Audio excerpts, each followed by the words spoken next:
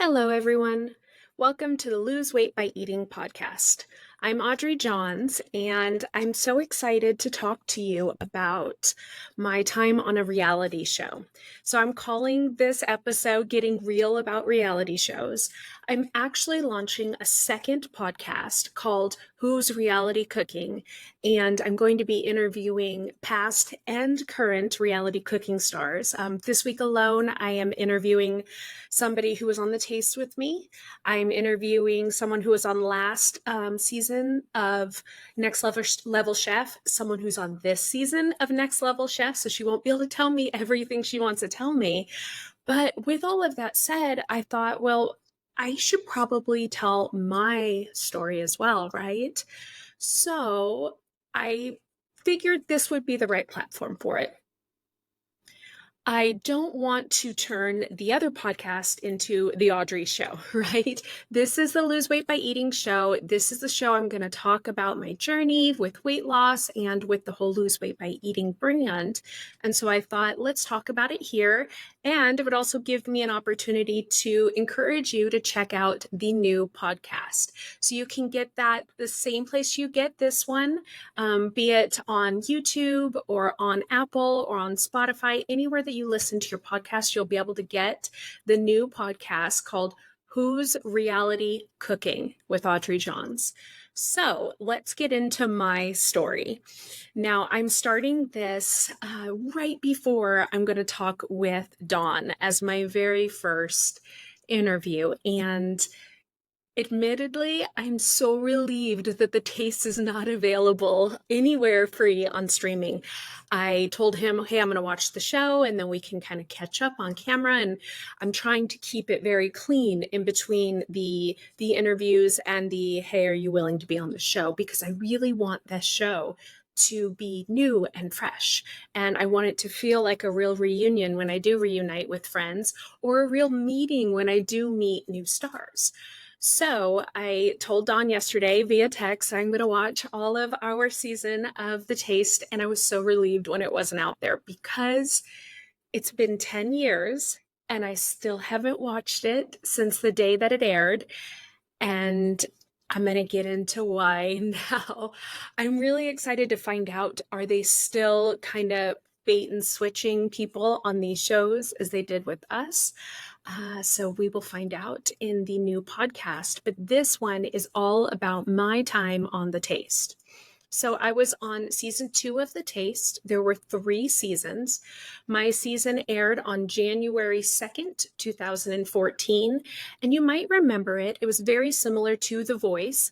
It was a blind competition in that they would taste one bite of your food. So it would be on a little spoon. You remembering now? So you would taste, the judges would taste one bite of your food and then decide, are you going to be eliminated? Are you going to stay? And all of that stuff that's very similar to the current cooking reality shows. It was kind of a groundbreaker in the moment. It was the second show to ever be prime time for cooking reality and cooking competition shows. And the hosts were Nigella Lawson, Anthony Bourdain. So this was a really big, amazing show. And it was quite the amazing opportunity for all of us just to be able to be in the same space as some of these other chefs. I was lucky enough to be chosen by Marcus Samuelsson, who is a Michelin star chef. He has cooked in pretty much every single White House administration since he, jumped into the culinary scene, and he is a great mentor and quite the stylish gentleman, I will say. But let's take a little step back and let's talk about the casting call. I had actually been doing eHow videos. You may remember eHow. It was before YouTube became really, really popular. They did how-to videos. So it was considered, at the time they boasted, they were the largest how-to website on the internet. And this again was over 10 years ago. So I don't know that they are still in production, but I'm sure you can find the videos out there. Just look up Audrey Johns eHow. And I was actually approached by the people at the Taste to come to a casting call. So a lot of people probably saw it on their social media or it was word of mouth. I was lucky enough to be approached by the casting team, and they asked me to come down to Los Angeles and try out. So I stayed at a friend's house. I stayed at my friend Kate's house the night before. Kate was amazing. We've unfortunately lost her. But Kate was kind of my inspiration to learn how to cook. She was such an amazing cook. And so I made my dish at her house by myself. Don't worry, I didn't get help. And I had to bring it in cold. And this is something we're going to get into, but I don't think a lot of people realize that, at least back then, we'll find out more in the new podcast, but back then, the judges would taste the food cold. And if only I had known that going into it, I probably would have been creating foods that were better cold, as with my other castmates. But we'll get into that a little bit later. I made a meatball dish and I brought it into the casting call in Los Angeles. So you go in and it was either a big U of tables where you would stand behind and the judges were in the center, and they were not the Anthony Bourdain, Nigella Lawson. This was like a casting crew. Or it was an O. I can't remember if it was closed off, but it was, I would say, probably about 10 to 15 of us in the room, and they were doing it all day long. And they would have us come in, they would test our food, and if they liked it, then we would be shuffled into another room to do a confessional. So a confessional interview is similar to when you see the talking head, is what they would call it. When you see the contestant just talking directly to the camera, or maybe looking, if you're watching me on YouTube, I'm now looking to the side of it like I would have in the confessionals where you're looking at the producer. But they are asking you questions and they're trying to prompt emotion, drama, laughter, what they're trying to convey in the moment. And so I went into this confessional and I think my little sob session got me casted. I had been new to cooking, and I was so excited at the opportunity to meet Nigella Lawson because it was a show that my mother and I had watched. And specifically, it was a show that we had watched when she was very ill and dying of cancer. Furthermore, my last gift I ever got from my mother was How to Be a Domestic Goddess by Nigella Lawson. So this kind of all felt like it was a coming home. It was an opportunity to make mom proud or to reconnect with her in some way. And I know that seems silly, but for those of you who've maybe lost a parent, I think you'll definitely understand what that feels like. So they asked me, why do you want to be on the show? And I talked about how much I wanted to meet Nigella Lawson, and they asked why. And I had a sob session, as I think I did a couple of times on the show. But again, so glad I can't watch it because it would just be so embarrassing. But I think that got me the gig. And as much as I would have loved to have had Nigella as my mentor, I don't think I would have been able to cook. I think I would have been a little bit starstruck. And so I was really lucky in that I got to work adjacent to her, and I got to meet her, and I got to talk to her, and I got to have her critique my food and my style of cooking. But I didn't have to be, starstruck with the ticking clock going. To get ready, once I found out I was going to go in and try out, you basically go in. I believe there were 32 or 36 of us who went to the actual production studio. They flew people in. They put me on a train from Paso Robles, California, down to Los Angeles. And they basically just brought us all in, and they had everybody try out. And same thing is, as with the show, they were trying out our food blind. So we would make the food. They would film us making the food because who knows, are you going to be in the show? You're not going to be in the show. And the whole first episode, maybe the first 2 episodes, were all for the tryouts. And I wanted to be really ready for that. And again, I did not know they were going to be trying my food cold. I was very lucky that the food I made was good cold. I actually worked in a kitchen for a couple of days just as a line cook to kind of get the pace of the kitchen. I was a home cook. I was new to cooking. I was great, with the camera. I was, as you guys can see if you're watching YouTube, I love interacting with the camera, but that didn't mean I knew the pace of a kitchen. And I was going to be walking into this studio with big chefs, and I was completely intimidated. At this time, I was writing several food and wine articles in Paso Robles, California, and wine region. And so I reached out to one of the chefs I had interviewed and done an article on, and he said, "Yeah, absolutely, come on in. You can help us out in the kitchen. We'll get you acclimated on the speed of the kitchen and what to say. When you do watch these shows now, you'll see somebody saying behind, or, coming up behind you, or, knife if somebody's walking with a knife. And so these were things I had to learn, not just for safety, but also so I didn't make a fool of myself on television. So I went in and I worked in his kitchen for a couple of days. On the last day, I made my dish. If you work in kitchens, you know what a family meal is. Typically, a family meal would be something that is made for the kitchen crew and often the serving crew as well, right before a shift starts or right before a restaurant opens. So I believe that they were open for lunch and dinner. And so part of the family meal was the dish I was going to make for the taste, which was amazing because I got probably 25 to 30 people chiming in and telling me I would change this, I would do this.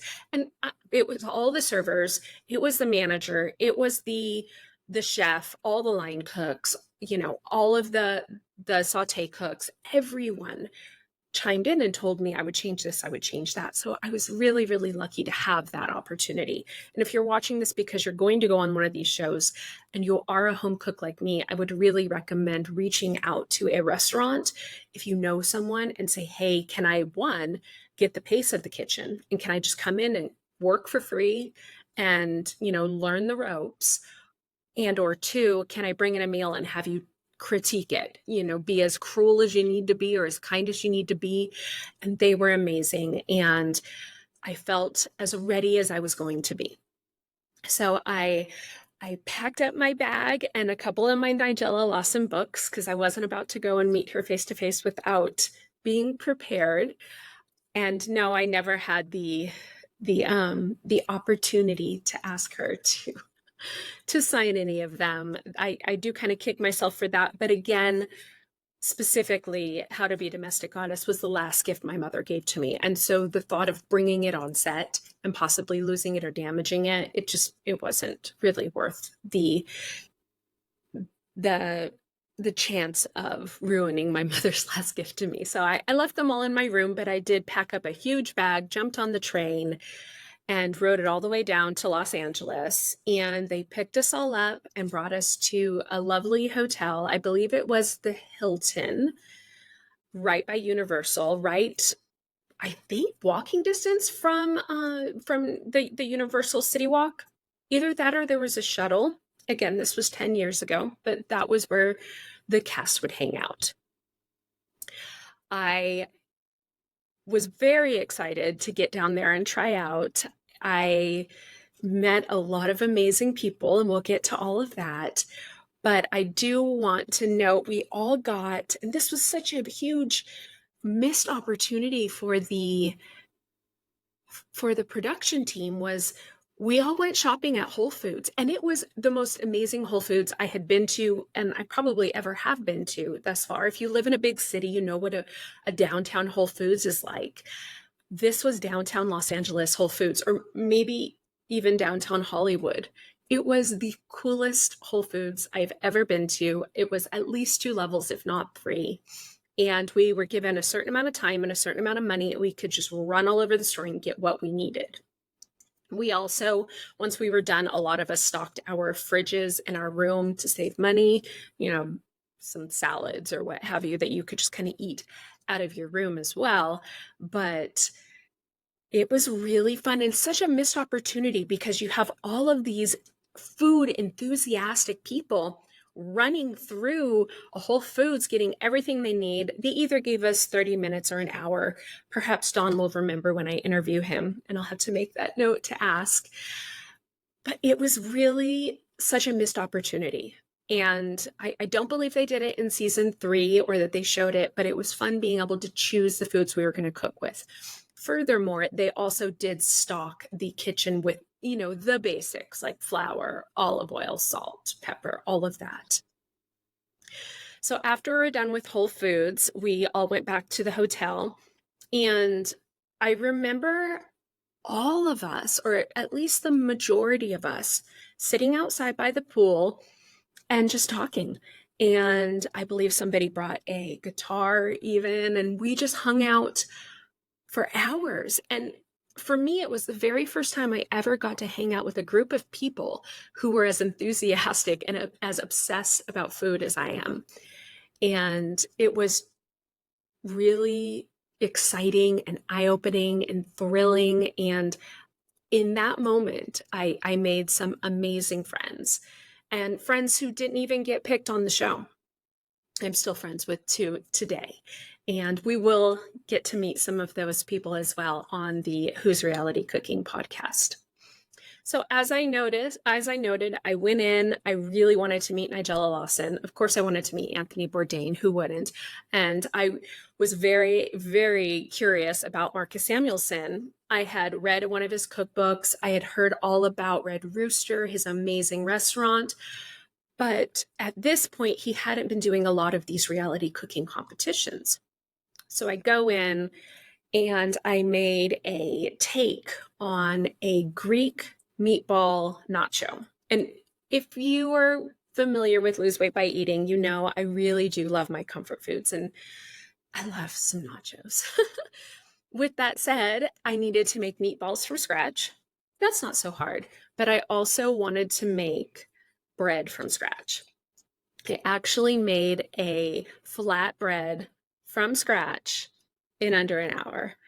And I remember later on, perhaps that night or the next day, people were talking about it, and somebody said, "Are you the one who made bread in an hour?" And I'm like, "Yeah." And this was a big chef who I think made it to the final 3. So I kind of felt, I felt like I wasn't good enough to be in this group of people.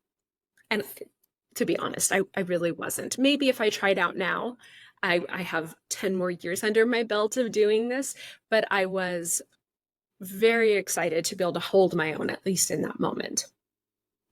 I made the bread in under an hour. I served my dish, and one of the chips was a little too crunchy. So not only did I have to make the bread, but then I had to toast it. So it was like a chip, right? And they were, I believe I had sliced them into triangles, just like you would have a tortilla chip. One of them was a little bit too crunchy, so I didn't make that team. I don't remember what Nigella said about the food specifically. And I don't remember what Anthony said specifically in this challenge, but I do know that Marcus Samuelsson did choose me, which was just, I was shaking. It was such a strange and amazing opportunity. And right in front of me are these huge chefs. I mean, these are culinary gods and goddesses, literally. And I remember thinking, I can't hear them because we're up on a sound stage. And so it's mic'd for the audience. It's not mic'd for the people standing in front of them. And I remember it was difficult to hear them, and maybe my ears were ringing a little bit too.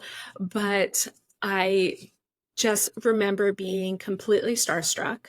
They asked me about myself, and I told them about Lose Weight by Eating and, how I'm trying to bring the food that you crave to everyone in a healthier, new way. And one of the greatest compliments of my life was Nigella saying, "The world needs your food.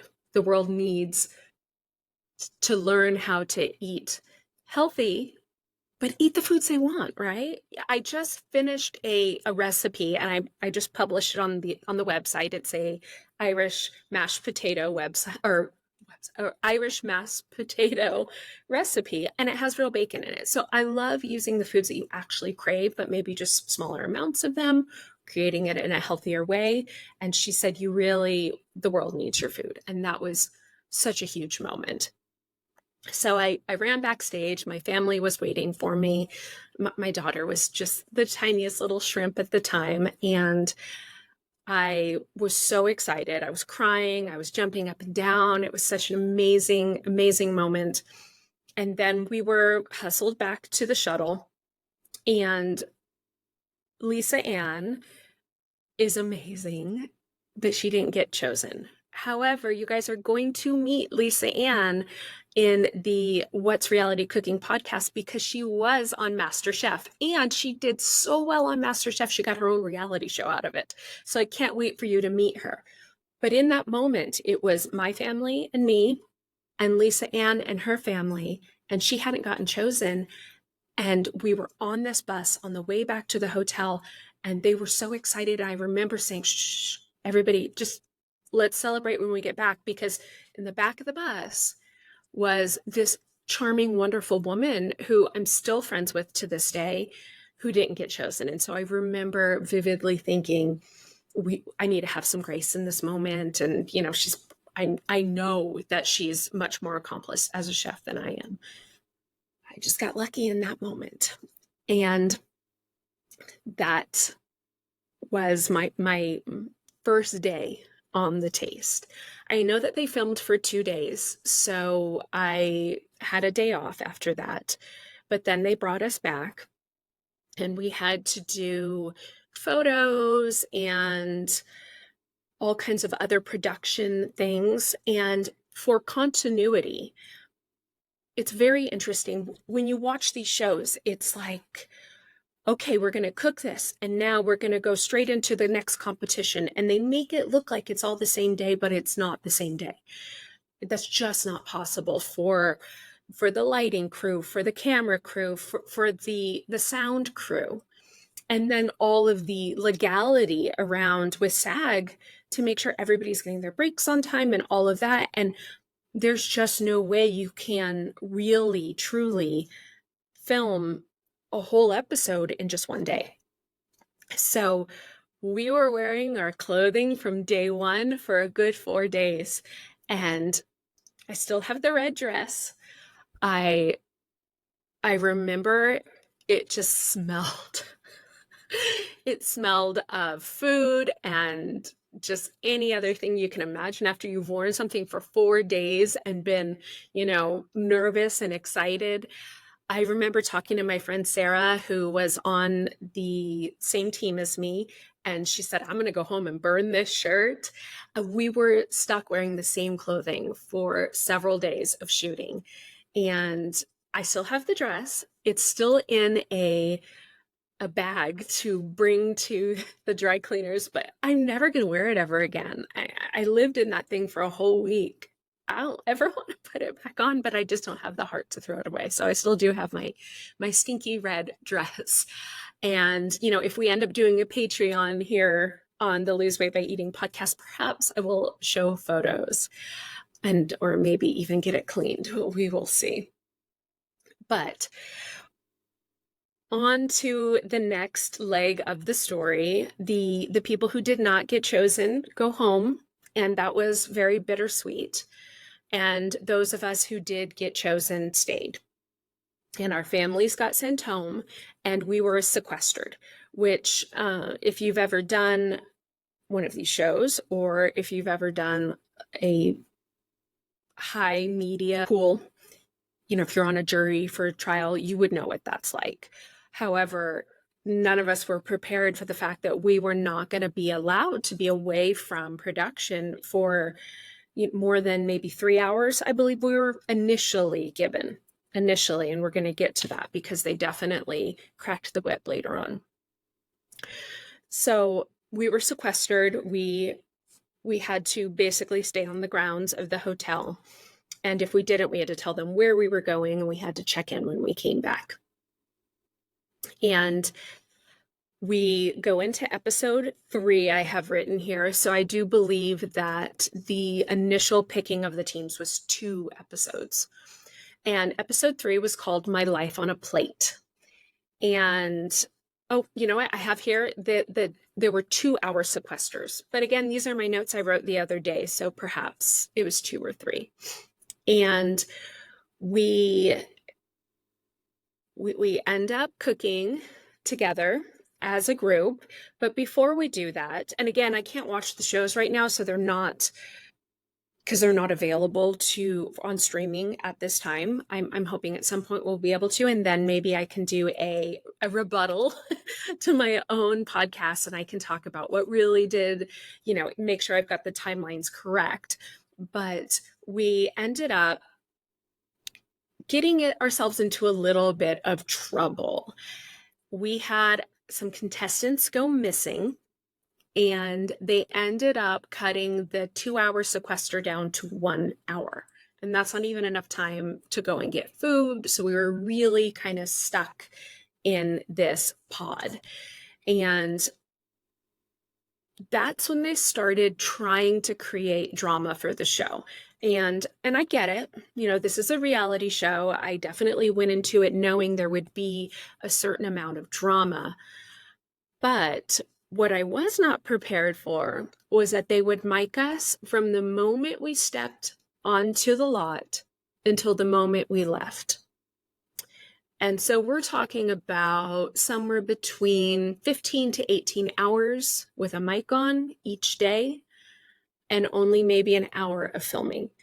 And I'm really excited to talk to some of the other taste mates, or taste buds, as we call ourselves within our little season 2 group, to find out if anyone noticed that audio was pulled from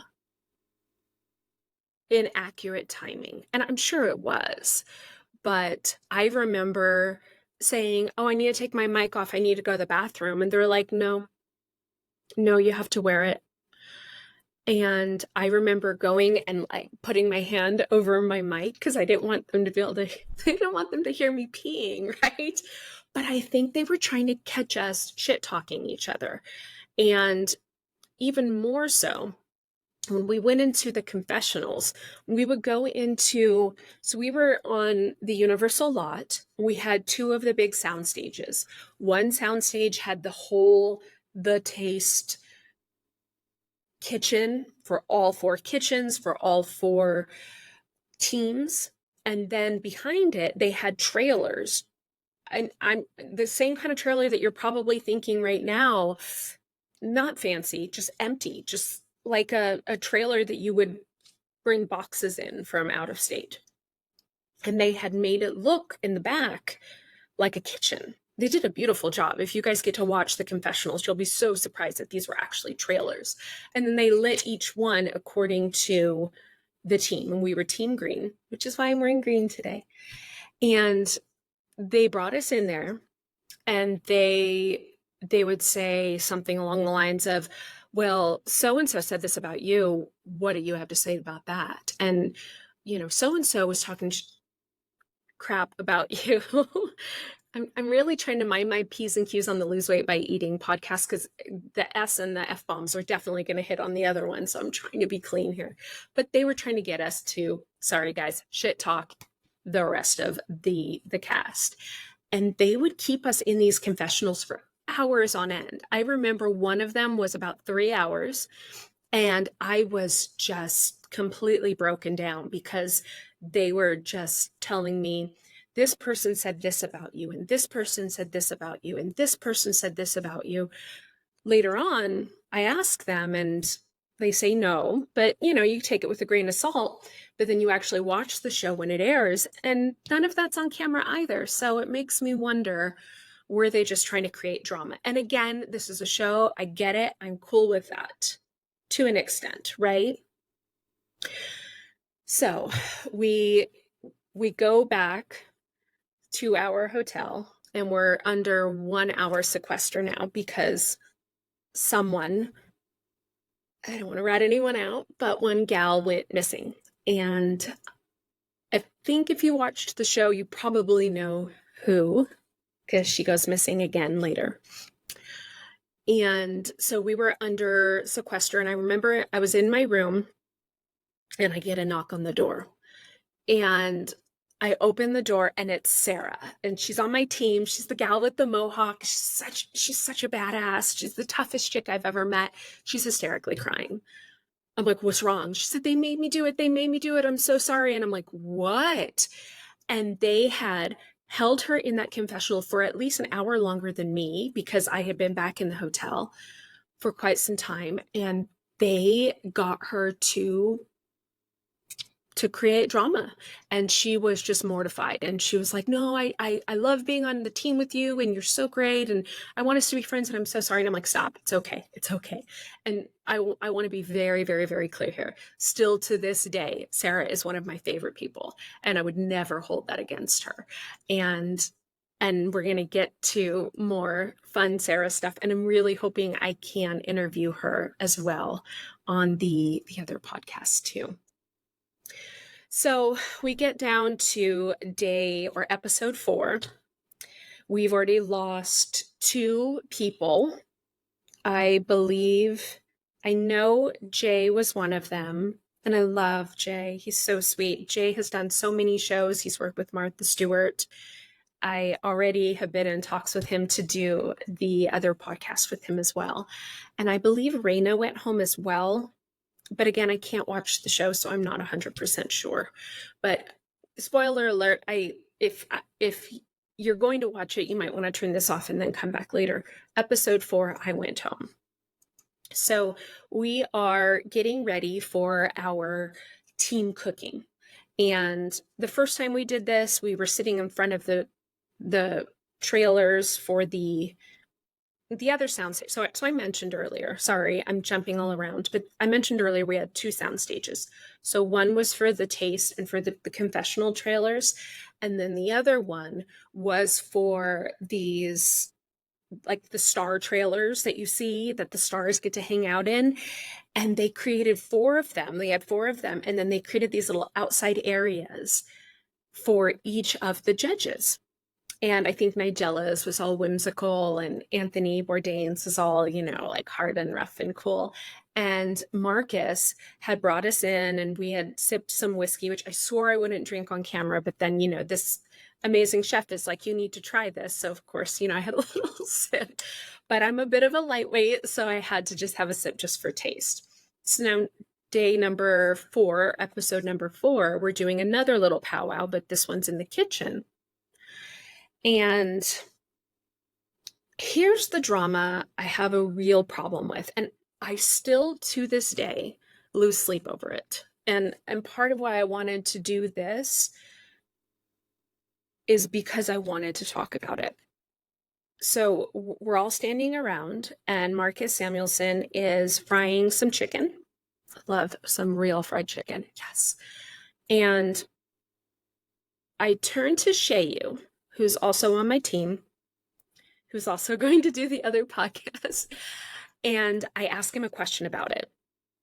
And he answers the question. Shayu is an amazing chef, classically trained chef. I'm just a home cook. I don't know what the hell I'm doing. I'm definitely the weakest link on my team, probably the weakest link in the entire show. Again, if I did it now, perhaps I'd be somewhere in the middle, like bottom middle. But I turn to him and I ask him a question. And we're mic'd, of course, we're filming, we're mic'd. And he answers, and I say, oh, I want to use that. Either it was, I feel like it was the fryer. And I feel like that's why I asked him that question, because lose weight by eating, we don't fry anything, right? It's all healthy. And I think I said, oh, I want to use that. So we go backstage, and they've got us, sitting around having coffee. They've got the cameras on us still. We were Great Something Coffee was sponsoring the show. So, they had a Keurig there, and we were supposed to get the coffee and talk about it. And we're just hanging out in the green room, and 3 producers come in. And they say, we have an issue. We have a big issue. Someone's cheating. And we're all like, oh my gosh, who? And they say, Audrey. You cannot tell your mentor that you're going to be cooking something and then expect him to taste it and not know it's yours. You can't use chicken legs. And I'm like, I didn't do that. And they say, well, we have you on camera. And I said, great, show it to me. And they say, well, you can't use chicken legs. And I'm like, okay, I'm not going to. No, you can't. Okay, I'm not going to. I want to see this footage. I want to see. Well, we have it. We have it on audio. We have it on camera. You were cheating. And I'm like, I was asking Shayu, and part of me is what I'm assuming is they only heard through audio, but did not, because when you're using your camera phone, audio and video is at the same time, right? It's on the same device. But when you're doing a big production like this, audio and visual are completely separate. So my assumption is that I was whispering to Shayu a good 8 feet away from Marcus, and they thought I was talking to Marcus. And still to this day, this bothers me. Still to this day, they have never shown any of this footage. They have never proved anything.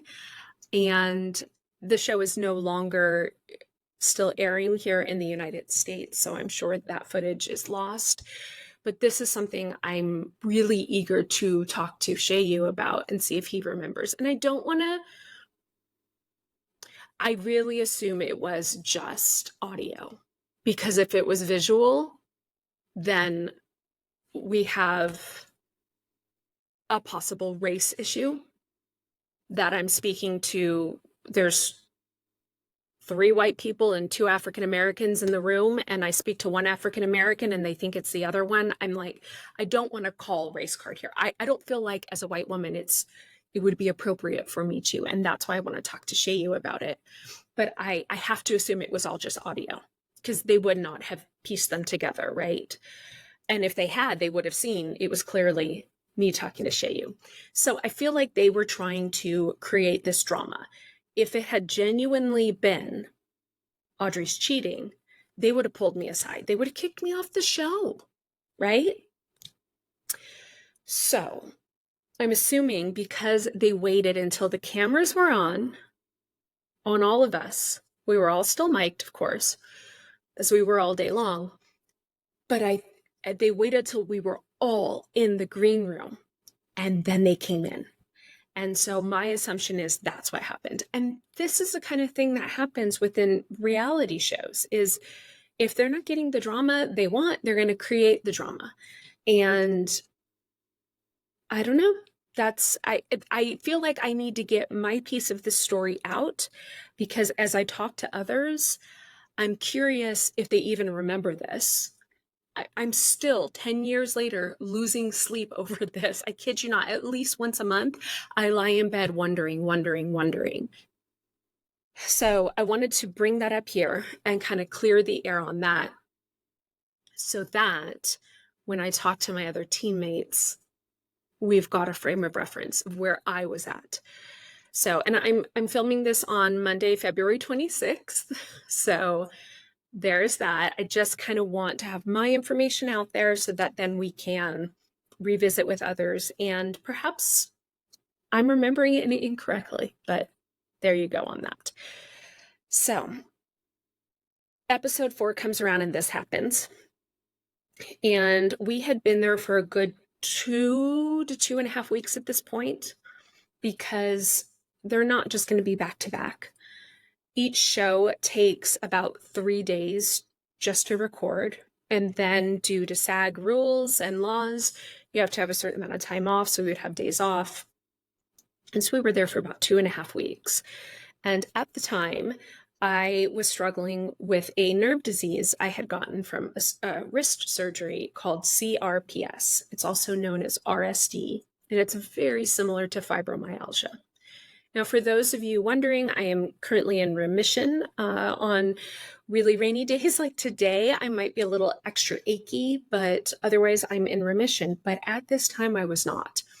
I was on strong medication, both for nerve issues and for pain medication, unfortunately. not on anymore, thank goodness. And I was getting regular nerve blocks. And what a nerve block is they put you under, and the surgeon will inject, basically flood the nerve with medication that will numb it, for lack of a better explanation. And I was having this done at the USC Pain Center. So in between the filming of episode 3 and episode 4, I contacted the USC Pain Center, which was really, really close. And I said, listen, I'm going to have another couple of days off. I have to schedule a nerve block because I'm just in so much pain. I have the nerve disease in my right hand, and I am right-handed. It traveled all the way up to my right shoulder. And I also have it in my left hip. So standing for long periods of time can be difficult, especially on those hard concrete floors that they had us standing on, which would be fine for anyone else. But for me, my leg would go completely numb, and I was worried I was going to fall and hurt myself. We're dealing with knives, we're dealing with fire and heat. It was just not safe, and I was miserable. I was in a ton of pain. And so I had scheduled a nerve block to happen in between episode 4 and episode 5. So we were going to have a break, and I was going to get the permission to go over there and then come back. I wasn't going to tell anyone outside of the production crew because I was kind of ashamed of it, which is really silly. And now that I'm saying that out loud, I'm going to have to reprocess that. But we go into episode 4, and we're having the big drama happen that's being created. I'm in extreme pain, and then we do our group challenge. And in the group challenge, we cook 4 different dishes. Each of us cooks our own dish, and then one gets chosen by our mentor, Marcus Samuelson, and that one is the one that goes up. And Sarah made a delicious, amazing dish that had a quail egg on top, probably not taking into consideration that this would be eaten cold. So a quail egg, it's runny, cold. It was divine. I think there was even some homemade an onion jam that she made with it. I mean, this was the greatest thing I've ever eaten in my life.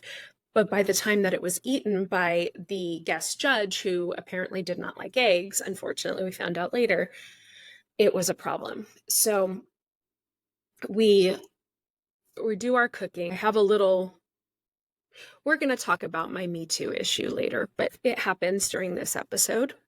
It is not Marcus, and it is not anyone on my team. And we send up our team dish, which is Sarah's dish, and this dish loses, unfortunately. Again, it was absolutely delicious. I think eaten hot, it was much better than cold, and that's just how it is. So we're standing there, and they're trying to create more drama, as they do in these shows. And they put us all in a row, probably strongest to weakest, but I know the first 2 people they ask, I don't know which order they're in. It's Sarah and Shayu.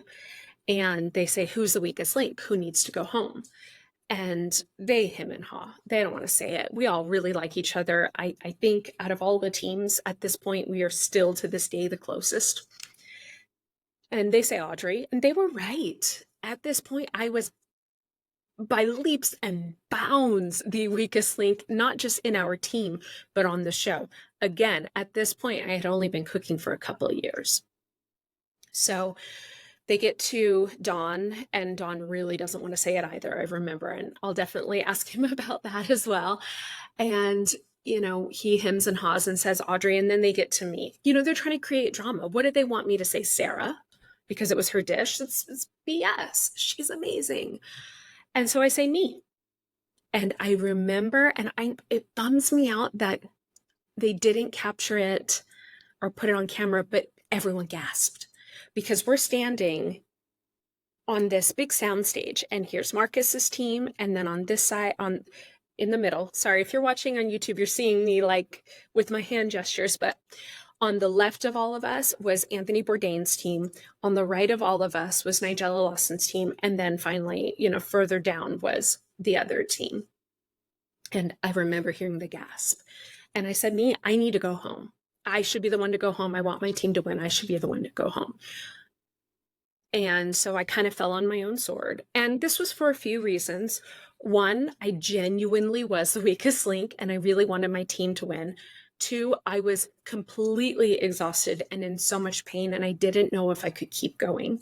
And three, that whole drama thing that they had tried to stir up earlier, I did not want to become what they were trying to turn me into on this show. So I bowed out. I left. And that night, I hear a little shh, and I go to my door because sometimes they would slip a call sheet under our door, whatever we might need for the next day. I figured maybe it was, boarding information to get back home. And it was a card. I still have this card. And again, if we end up doing a Patreon, I will take a photo and send it to you after I get her permission. I still carry it in my wallet to this day. It was Sarah's business card. And on the back of it was the sweetest, most amazing message, just saying how much she respected me and how good it was to get to know me. And Sarah is a gem. She's one of the most amazing human beings I've ever met. And Sarah, if you're listening or watching this, I still have it. I still carry it around. It is one of my most prized possessions. So I go home. I get back into my normal life. I think they come out and film me for my get to know you moment where they have me walking through the farmer's market and all of that. And a few weeks later, I go back for the finale. They bring us all back for the finale. And it was really different because it was like the pressure was off for most of us. And I remember, so I believe we were still sequestered, even though we had been, released from the show and then brought back for the finale. And I must have been because the food at the bar was horrific. And I remember, I never wanted to eat it, but you were kind of forced to because it was too expensive in the restaurant. And so I remember going to the bar and sitting there with Louise. And another spoiler, if you haven't watched it, you should probably turn this off right now. So the night before, Louise and I are sitting, and it wasn't like she and I were buddy-buddy. This was probably the first time we had a one-on-one conversation. And she's amazing, by the way. And she is just really struggling with the fact that she doesn't feel like she can beat the other chefs. And spoilers, Louise totally wins. She's absolutely amazing. And as someone who's written 4 cookbooks, I'm so happy that a food stylist wins, because food stylists, to me, they have to be classically trained or just as good as a classically trained chef. Plus, they have to make it look pretty. Plus, they end up cooking food from all these different chefs. And I know she had worked on Gida De Laurentiis's show at one point. I know she's done a ton of cookbooks. I even talked to her about maybe being my food stylist, but it didn't work out. So a chef is great, but they're always cooking their own food. And a home cook is great, but they're always cooking their own food. But a food stylist is cooking their own food and everyone else's food and making it look pretty. So I think in the moment, and I know I could not have given her this perspective in that moment because I had yet to ever write a cookbook or really know what a food stylist did. But she was really struggling with the fact that, I don't deserve to be here and I'm not going to win and I'm going to make a fool of myself. I don't think she said that, but it was in that same mode and she was really struggling with it. And we had a really great conversation. I remember telling her, you're so talented and you're so fun on camera, and just go out there and have fun. Just go out there and make yourself proud. You should be proud that you've gotten to where you're at. And again, spoiler alert, Louise wins Taste Season 2.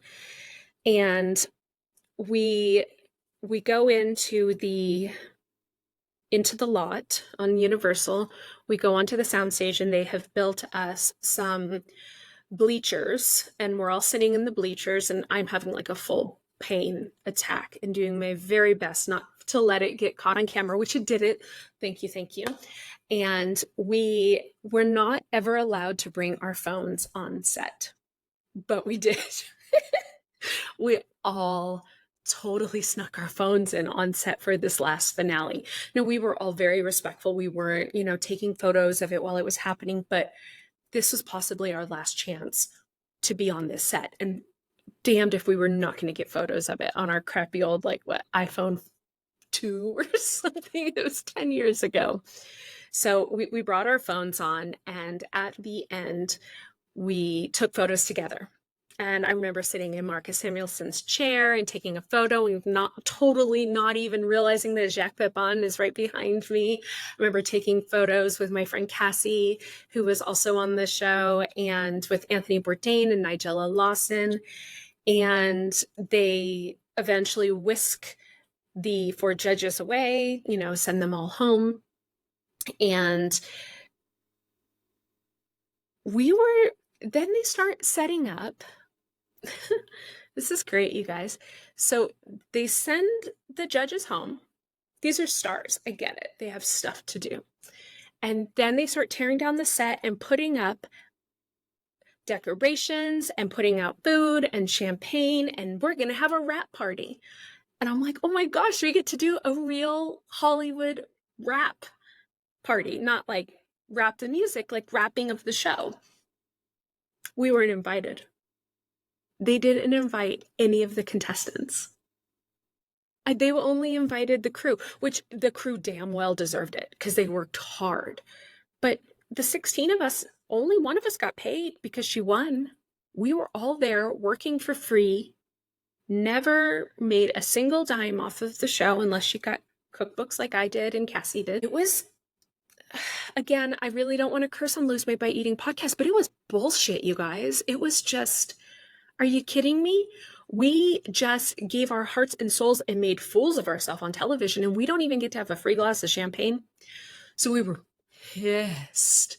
We were all really like, are you kidding me? I'll go back to the hotel, and I'm in my room, and I get, oh man, I forgot this. I get a text message from Brad. I have to call Brad. So Brad was on Anthony Bourdain's team, and I get a text message from him, and all it says is along these lines is something like, get down here now. Like, okay. And I knew he was in the bar. I knew what he meant. And I get down to the bar, and it's him and Jacques Pepin sitting at a table together. And if you don't know who Jacques Pepin is, do you know who Julia Child is? Because Jacques was on her show for years and years and years. So now I can officially say that my degrees of separation between me and Julia Child are one, right? So I get down there, and here is this food god. It seemed to me like even Anthony Bourdain was a little starstruck by this man. This is who this is, okay? And we're all sitting there and we're drinking wine. And I remember my friend Patty Ballo is a winemaker in Paso Robles, and she had sent me with a bottle. So I went running back up to my room and brought down a bottle of, I believe it was her Merlot or one of her red blends. And she was so excited later on to find out that Jacques Pepin had drank her wine. But we open up the wine, food is flowing. And at some point, Jacques, well, first of all, Jacques is telling us all these great stories about how he met Julia Child and the stories he had heard about her beforehand. And if you're watching me right now, I'm like so animated because it was such a huge moment for me to meet him. And at one point, so they have a piano player in the bar at this hotel. And at one point he gets up and he goes over to the piano player and he talks to him for a moment. And then he dedicates a song to us. And he stands up there and he sings to the whole cast of The Taste who was down there in the moment, a song in French, because he's French. This doesn't happen to anyone, but we got to experience it. So with that said, it was bullshit that we didn't go to the wrap party, but I don't think any of us were sad about it after that night because we got to hang out with Jacques. So that is my story from The Taste. I watched it the moment it came out. I watched it live. I ended up getting a cookbook deal with HarperCollins because of it. So I'm grateful for my time.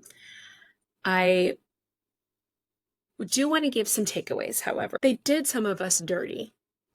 So Cassie specifically was on Ludo's team, and Cassie is the most adorable human being ever. She has this nervous giggle that is very rare, but they played it on a loop. They did her so dirty. It was heartbreaking.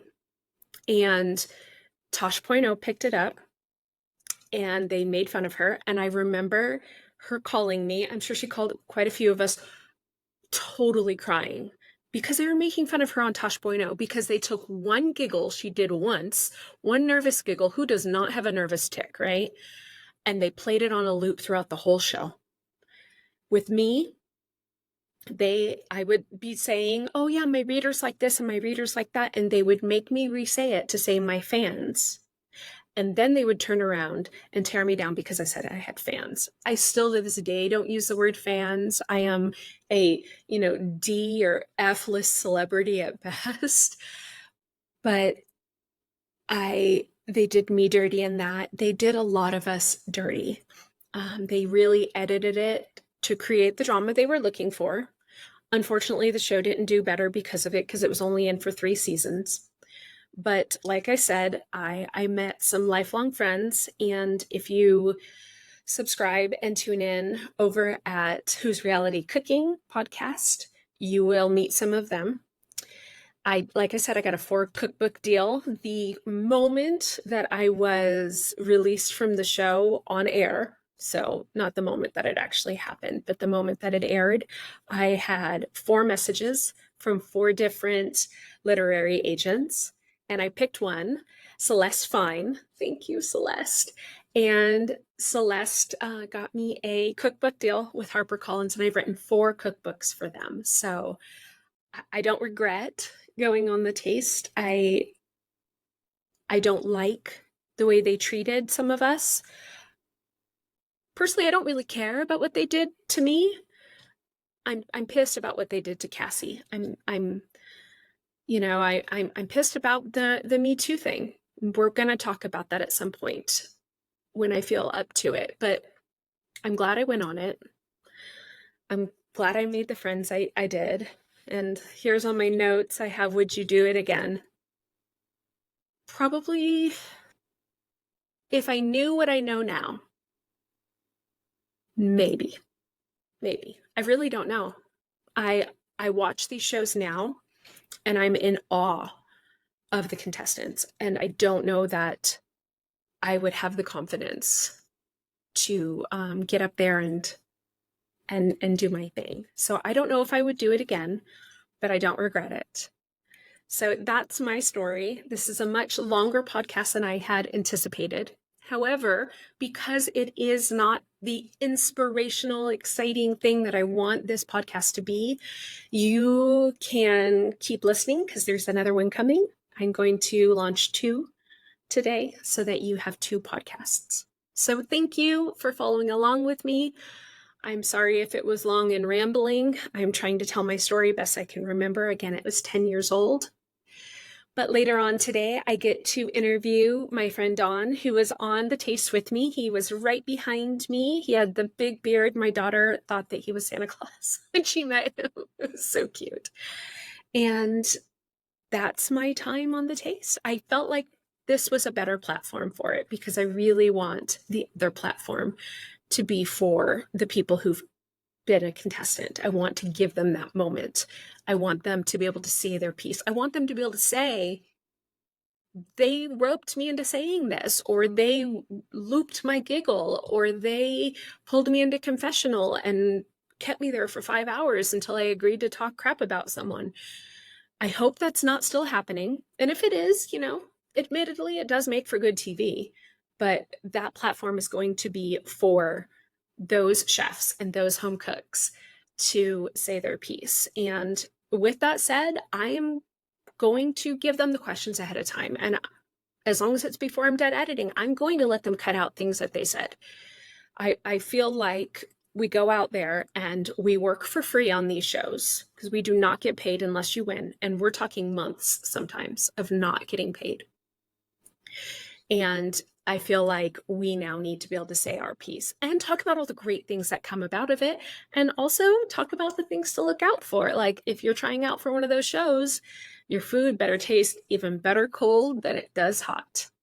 And I'm going to leave you on that note. So thank you so much for following along on this very long-winded podcast about my time on The Taste. Again, I'm Audrey Johns. Happy cooking, and stay tuned for another episode of the Lose Weight by Eating podcast next. Bye.